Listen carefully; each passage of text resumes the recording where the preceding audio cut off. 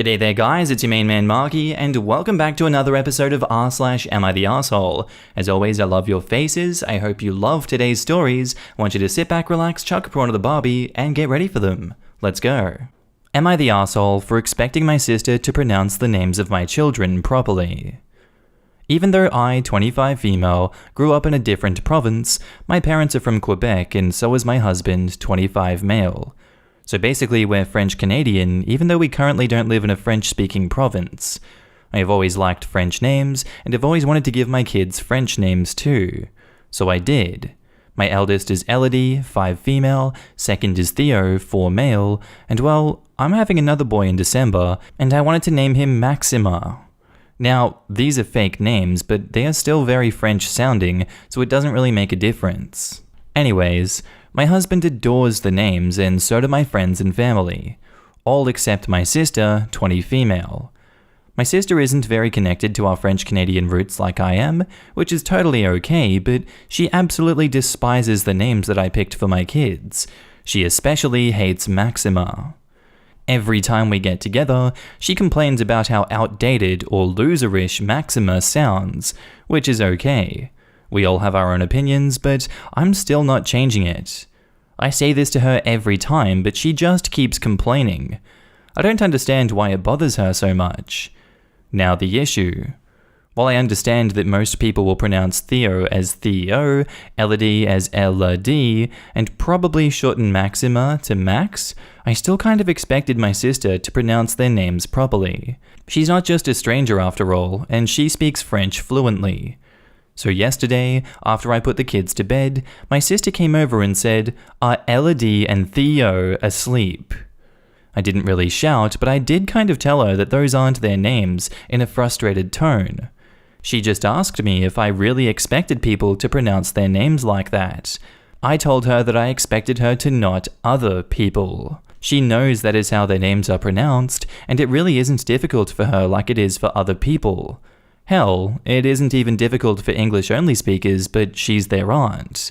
She told me that I was being irritating and making a big deal out of nothing. She also said that my kids would probably pronounce their names the English way too. I then told her to come back later because I was getting pissed off at that point, and she left, thankfully, after telling me that I was being a huge pain in the ass. I do understand her points, but at the same time, all I want is for her to pronounce their names properly no matter what other people call them. What my children call themselves in the future is up to them, but as of right now, even they pronounce their names the French way. So am I the arsehole for being so annoying about this?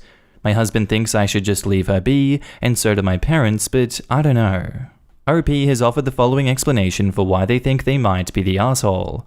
I could be the arsehole because my sister does make some valid points. I also did get really annoyed over something which I guess is kind of minor. And now in the comments, not the arsehole. Mispronounce her name from now on, preferably a different way each time. This.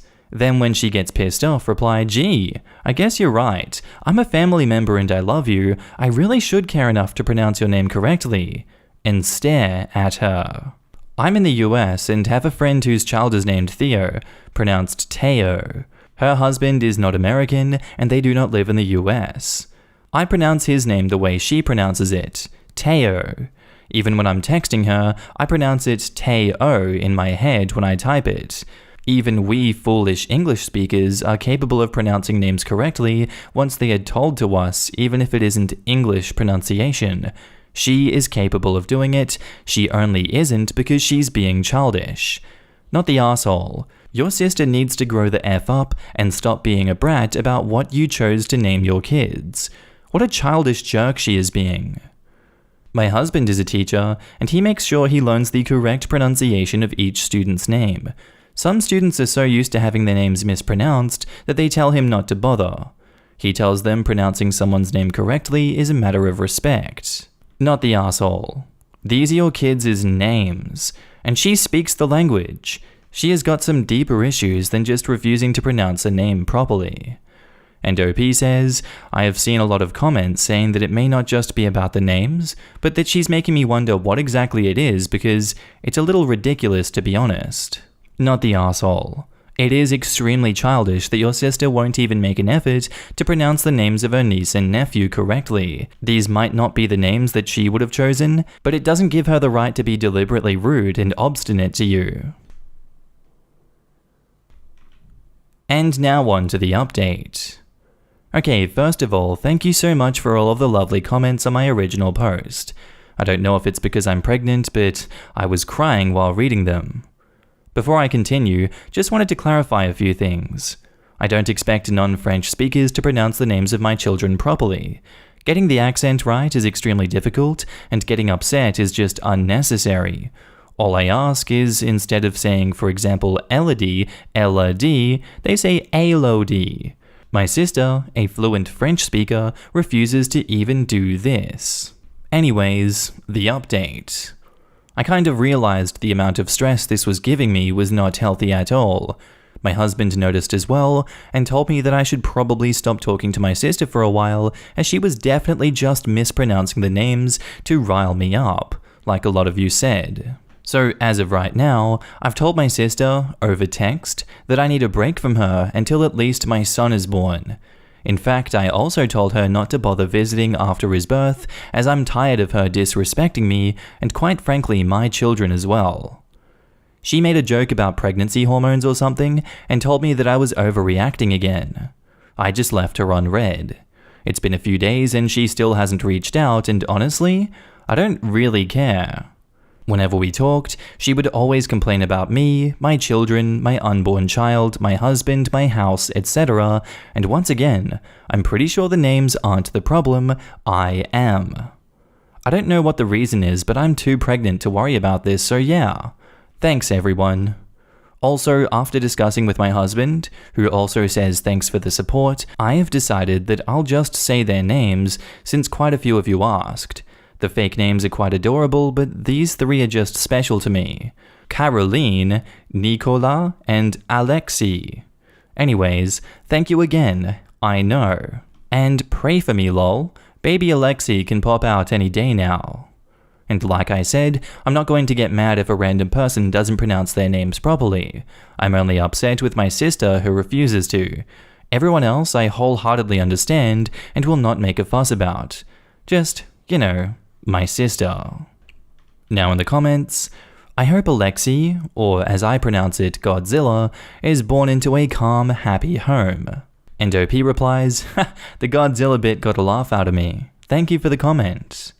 I'm pretty sure the names aren't the problem, she is. And OP replies, aw, thank you so much. Truly, my father calls people like your sister psychic vampires, meaning they just drain your energy.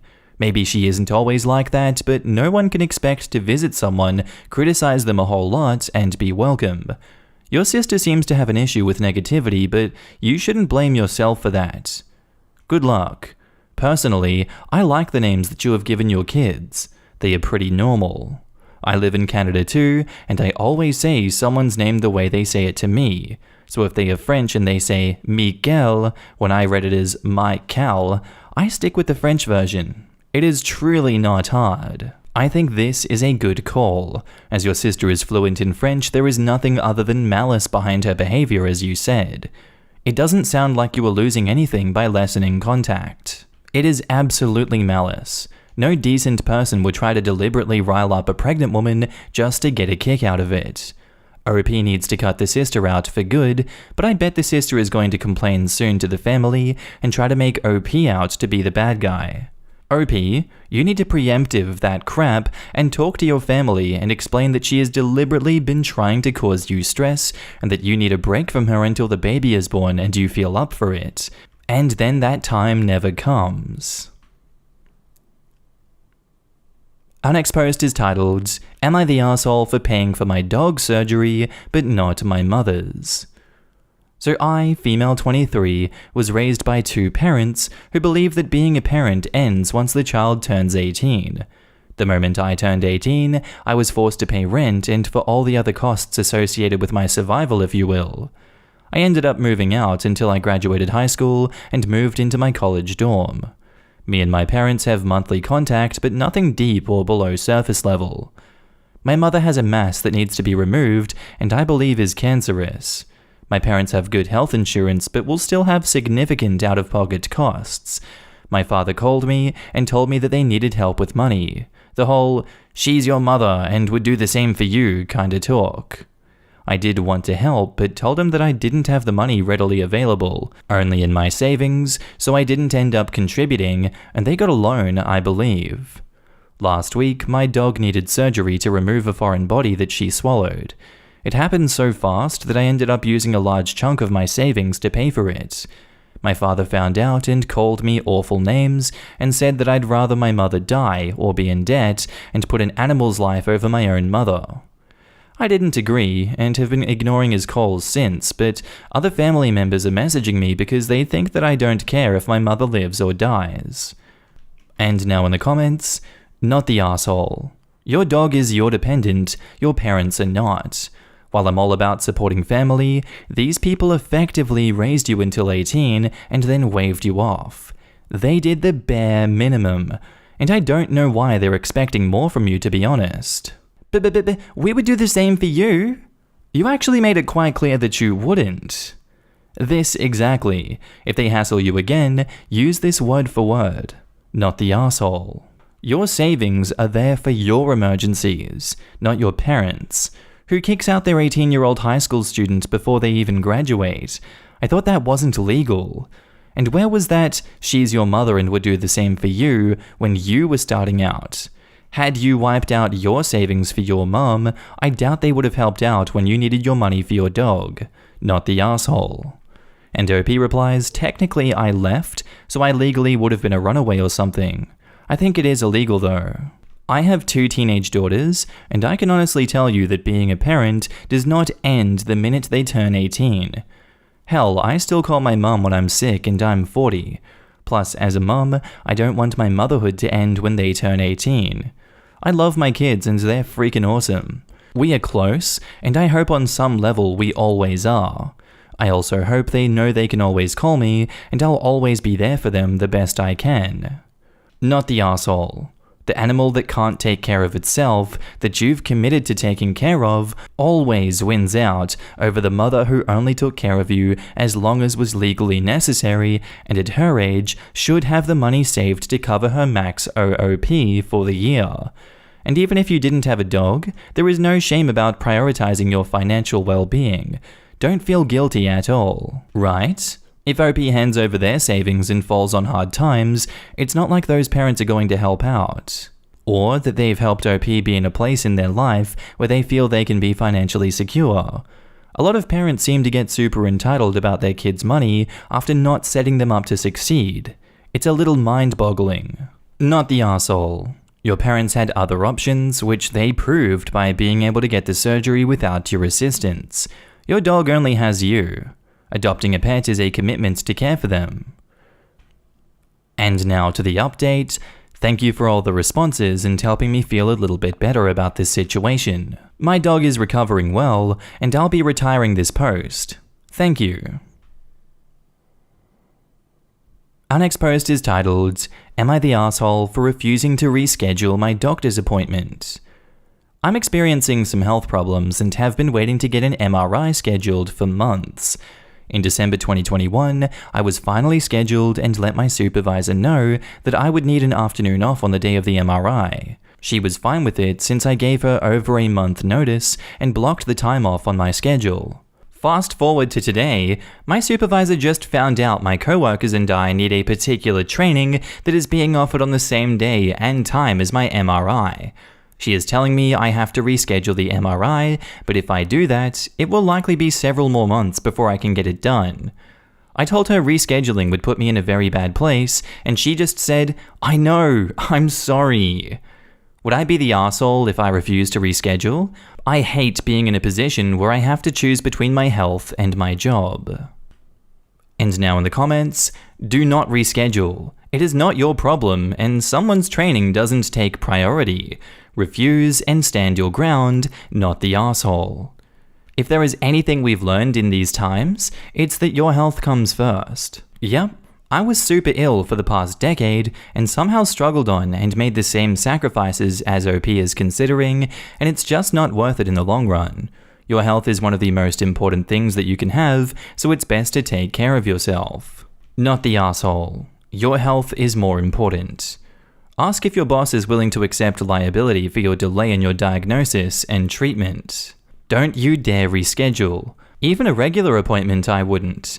But this took long enough to get on the books, so no, your boss needs to reschedule. Yes, medical specialist appointments can take forever, especially right now. OP should have the MRI. The work training can be rescheduled for another time.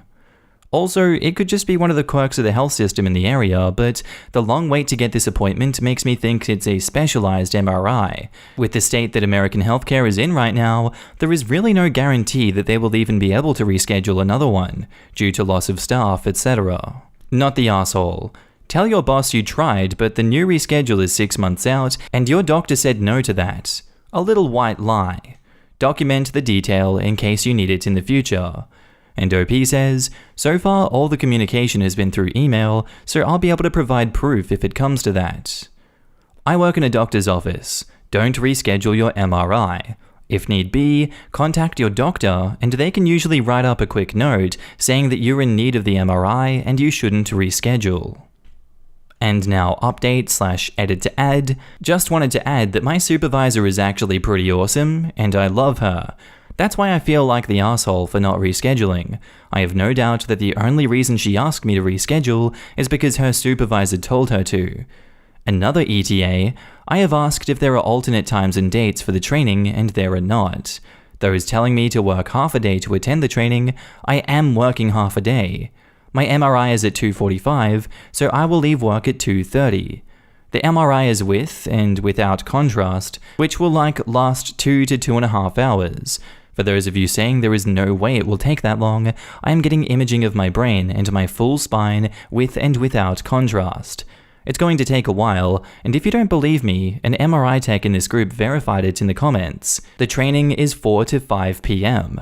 We close at 5, so there is no way for me to attend that particular training. I have already told my supervisor that I will not reschedule and have requested a note from my doctor. Final update, they are going to record the training for me. I am still going to follow up on FMLA to avoid this in the future. Apparently that was not my final update because people are getting pissed at me for leaving work at 2:30 when my appointment is at 2:45. My work is directly across the street from the hospital I am getting my MRI at. I regularly walk over to the hospital to get coffee from their cafe. It takes 2 minutes to get there on foot. I am able to do my check-in paperwork online, including submitting my ID and insurance card. All I have to do is sign in and go back to the imaging center. I cannot respond anymore because I've been temporarily banned for using the middle finger emoji when one of y'all called me a doormat. Thanks to everyone who was genuinely concerned for me and offered advice. Alright, and that's the end of the episode there, guys. Didn't expect Reddit to call someone a doormat, but it's not unexpected. But them getting banned for using the middle finger emoji, very interesting indeed. If you guys liked that one, let me know what you thought about it down in the comments below. If you didn't like it, send me a middle finger emoji in the comments down below. That would be epic. As always, I hope you guys have a great time, and I'll see you in the next one. Bye.